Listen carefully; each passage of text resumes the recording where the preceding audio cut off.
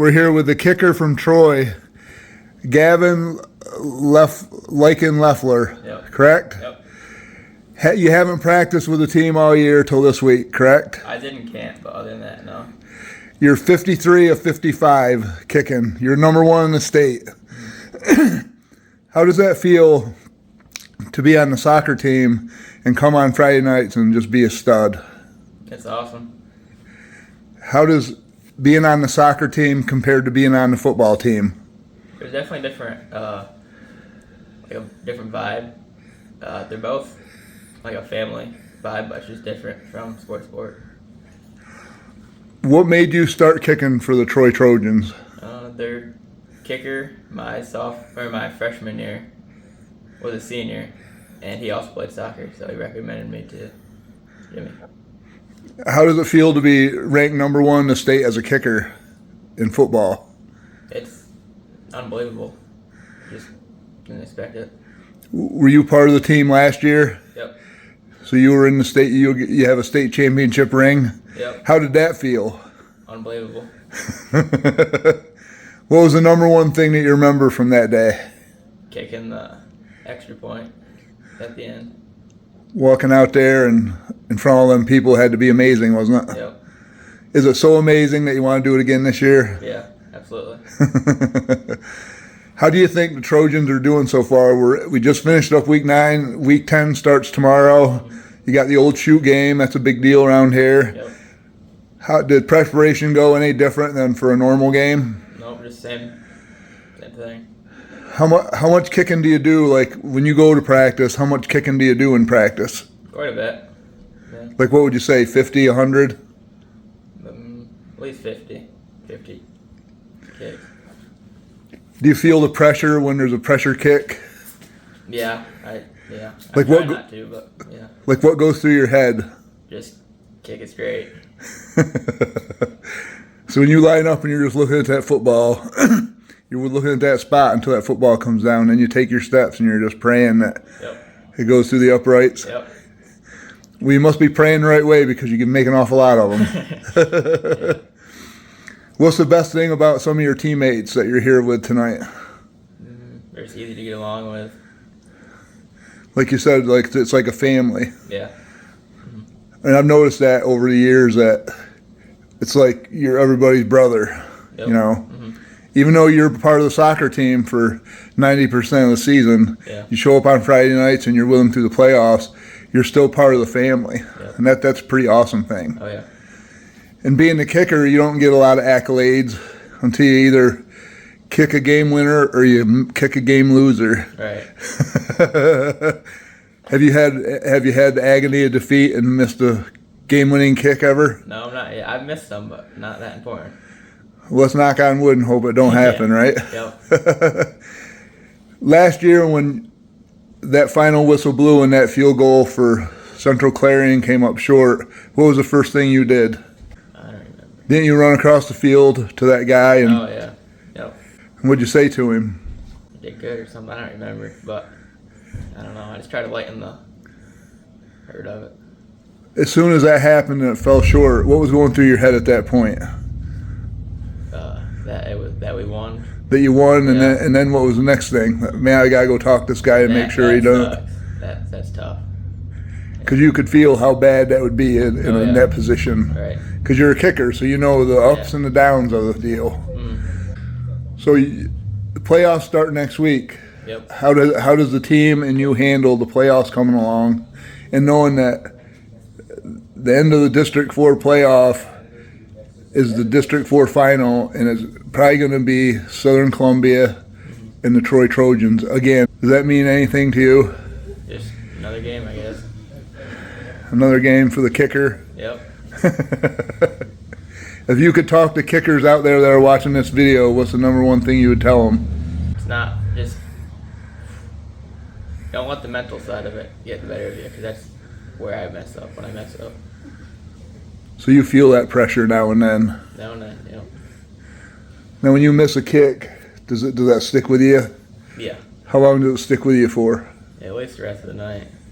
Or until you kick the game winner and you get hauled off on people's shoulders, then Yeah, you forgot all about it, right? Yeah.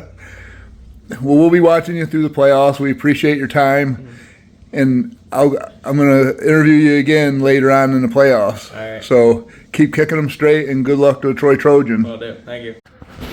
All right, we're here with the Troy Trojans, Seth Feldmeyer.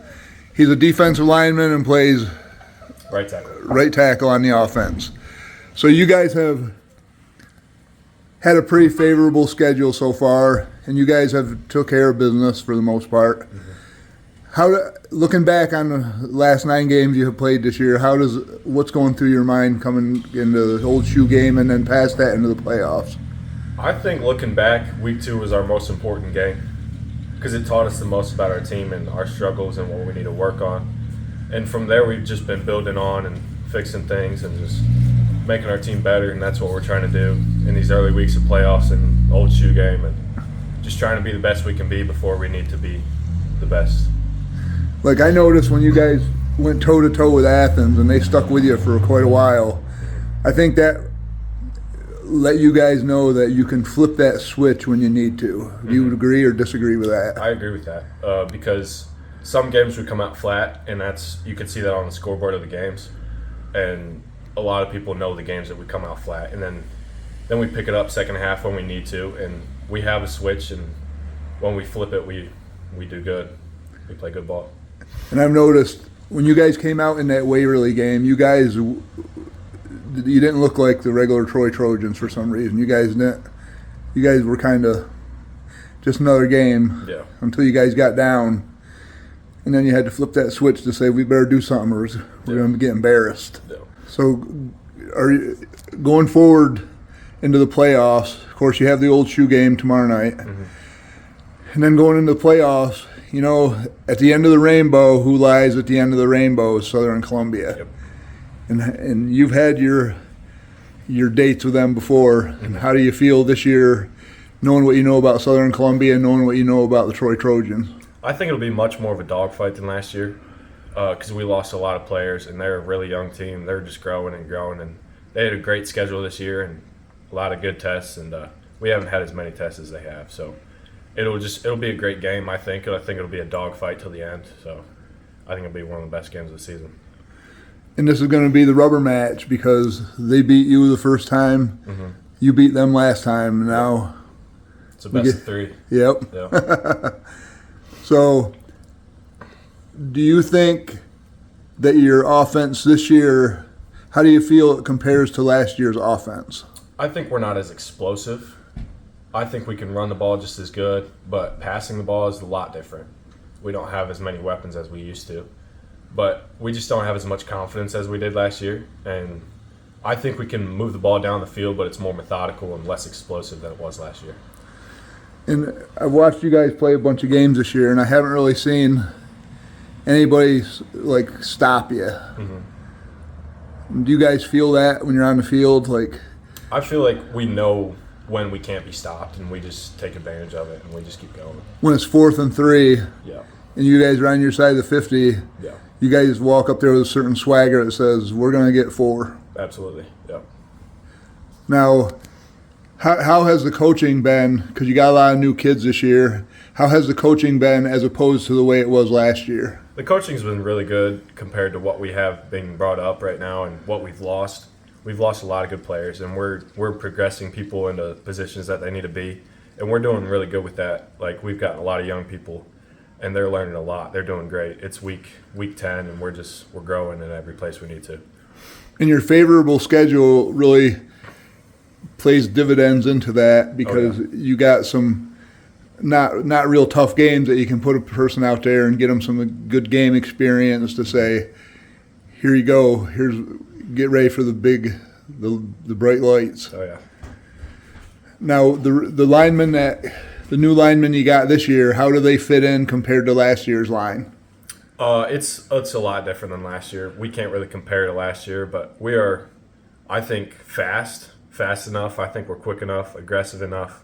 We're just not as big as last year. It's a much smaller line, a lot lighter. But we're strong, we're aggressive, and we're smart. We know what we're doing. So. Now, I just had your kicker on in here. Yep. And he's tough to pry words out of. Oh, yeah. He's a quiet guy. But he's a heck of a kicker. He's number Oh, yeah. one in the state. Mm-hmm. How does it feel to have the number one kicker on your team? I think we're very lucky. I think we take it for granted all the time because he's a really good kicker, and without him, we're not as good as an offense as we should be. But he's a great kid, and I love him. I'm glad we got him on the team. Picked him up from soccer, so it was great. And does anybody have any animosity that he plays soccer for the whole year and doesn't practice only in camp and when the playoffs start? I don't know what animosity means. It means jealousy. Like you guys are practicing every 5 days a week, and he just comes in when on Friday nights and. Yeah, I wish I could do that. I turned around this week and I saw him. I was like, wow, you're really here. It's nice for you to be here for practice. So we actually get to do special teams and stuff. But I wish I could do that. Yeah. So not that you're looking forward past other teams in the playoffs, but like after the Old Shoe game, you'll have kind of a warm-up game going into like the second week of playoffs is when stuff gets really real. Yep. So as a player with all your teammates, how do you guys look at that, knowing that you can't look past anybody, obviously, but you know what lies down the road? I think we can prepare for them while preparing for the team like that we're playing this week, and that we can look ahead a little, like not a lot because we still have a game to win, but we can look and do things during practice just a little bit each week and just keep preparing until that week when we go full on and just we're ready for them. How has Brendan Gilliland and Mason Smith stepped up this year as opposed to last year when they had other leadership? Now this year they kind of have to be the leaders. How have they stepped up and led you guys? They've stepped up a lot. The quarterback position, Evan Woodward, who's a great quarterback, best quarterback I've ever played with, and that position being open was big shoes to fill. And Arnie, he's stepped up real well. He's growing in confidence, and he's slinging the ball around, and he knows the defense. He can read. He's a real smart kid. And Brendan Gillen, he's always good. He's a solid rock that we kind of lean on. Mm-hmm. And he's a great kid. I love him too. And we just hand him the ball and we move down the field is what it does. So. Do you know why they call Mason Arnie?